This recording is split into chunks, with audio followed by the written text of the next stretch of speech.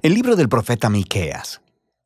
Miqueas vivió en una pequeña ciudad llamada Moreset, en el reino del sur, Judá, aproximadamente en la misma época que Isaías.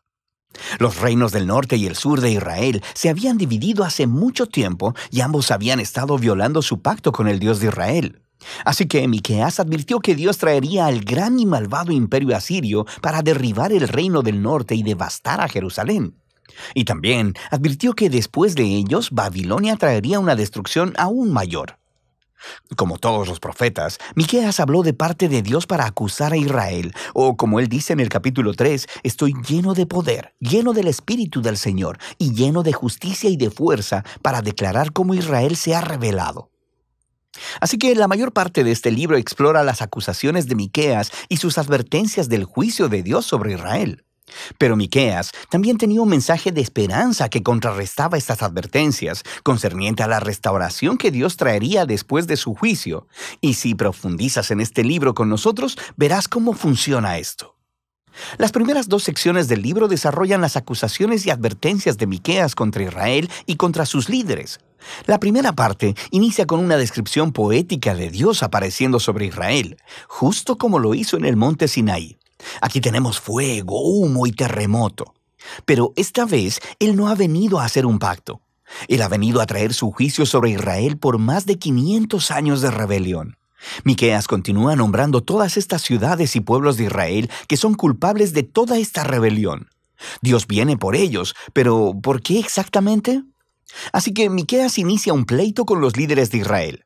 Él dice que ellos se han vuelto ricos a través del robo y la codicia. Él alude a la historia de Acab robándose los viñedos de Nabot en Primera de Reyes capítulo 21. Pero también es porque los profetas de Israel son corruptos. Estaban bastante felices ofreciendo promesas de protección de Dios para cualquiera que pudiera pagarlas. No, dice Miqueas, Dios ha quitado su protección de Israel.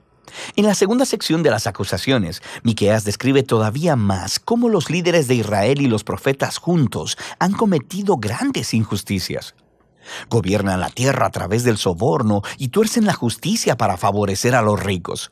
Y los pobres son privados de sus tierras, su seguridad y su esperanza. Y todo esto es una violación de las leyes de la Torá, la cual declaraba ilegal vender la tierra que le pertenecía a las familias, incluso si eran pobres.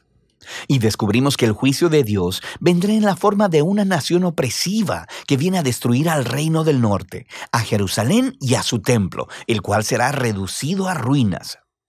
Ahora bien, estas son advertencias muy duras y no son la última palabra. Cada una de estas advertencias concluye con una impactante promesa de esperanza.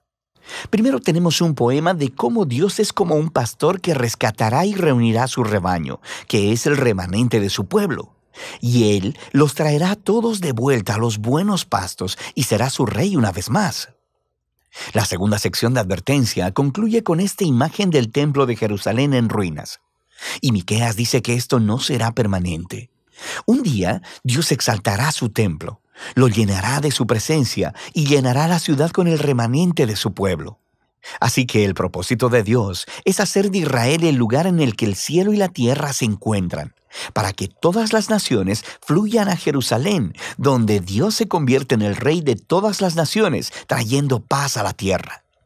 Estos dos poemas finales de esperanza son muy poderosos. Y la siguiente sección del libro, de hecho, los desarrolla todavía más en una serie de poemas hermosamente diseñados que tratan completamente acerca de la futura esperanza de Israel y de las naciones. Así que aprendemos que después del ataque de Asiria, Israel será conquistado y exiliado en Babilonia. Pero a partir de ahí, Dios restaurará a su pueblo y los llevará de vuelta a su tierra. Y luego aprendemos que en la Nueva Jerusalén vendrá un nuevo rey mesiánico del linaje de David. Nacerá en Belén y gobernará en Jerusalén sobre el pueblo de Dios restaurado. Finalmente, en este reino mesiánico, el remanente fiel del pueblo de Dios se convertirá en una bendición entre las naciones. Pero al mismo tiempo, Dios traerá su justicia final y quitará la maldad de su mundo. La sección final del libro regresa al patrón de advertencia seguido de esperanza que vimos en las primeras partes del libro. Miqueas expone una vez más las prácticas económicas injustas de los líderes de Israel y cómo éstas están destruyendo la tierra y al pueblo. Y aquí, Miqueas ofrece sus famosas palabras que resumen lo que significa que Israel siga a su Dios. Ya que se te ha declarado lo que es bueno, ya se te ha dicho lo que de ti espera el Señor. Practicar la justicia, amar la misericordia y humillarte ante tu Dios. Esto es exactamente lo que Israel no ha estado haciendo, y por eso vendrá su ruina. Sin embargo, el libro termina con otra poderosa nota de esperanza. Israel es personificado como un individuo, sentado solo, en vergüenza y derrota. Es una clara imagen de la destrucción y el exilio de Israel. Y este individuo está esperando la misericordia de Dios y le ruega a Dios que le escuche y le perdone. Pero, ¿por qué? ¿Por qué Dios escucharía y perdonaría a su pueblo incrédulo y rebelde? Bueno, el poeta ofrece dos razones. Primero, por el carácter de Dios. ¿Qué Dios hay como tú que perdona la maldad y pasa por alto el delito? Él sabe que la misericordia de Dios es más poderosa que su ira o juicio. La segunda razón son las promesas de Dios. Él dice, muestra tu fidelidad a Jacob y tu lealtad a Abraham, como desde tiempos antiguos se lo juraste a nuestros antepasados. Estas son las últimas palabras del libro. Son una alusión a las promesas del pacto de Dios con Abraham y su familia, allá en Génesis, donde establece que todas las naciones encontrarían la bendición de Dios a través de la familia de Abraham.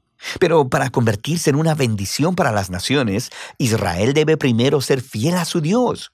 Así que esto explica este ir y venir entre el juicio y la esperanza en el libro de Miqueas. Si Dios va a bendecir a las naciones a través de Israel, entonces Él debe confrontar y juzgar la maldad que está entre su pueblo. Pero su juicio es lo que conduce a la esperanza, porque el amor del pacto y las promesas de Dios son más poderosas que la maldad humana. Y su propósito final no es destruir, sino salvar y redimir. O como lo dicen las últimas líneas del libro, Dios se deleita en su amor de pacto. Así que, una vez más mostrará compasión. Él pondrá su pie sobre nuestra maldad. Él arrojará nuestro pecado a las profundidades del mar. Y de eso se trata el libro de Miqueas.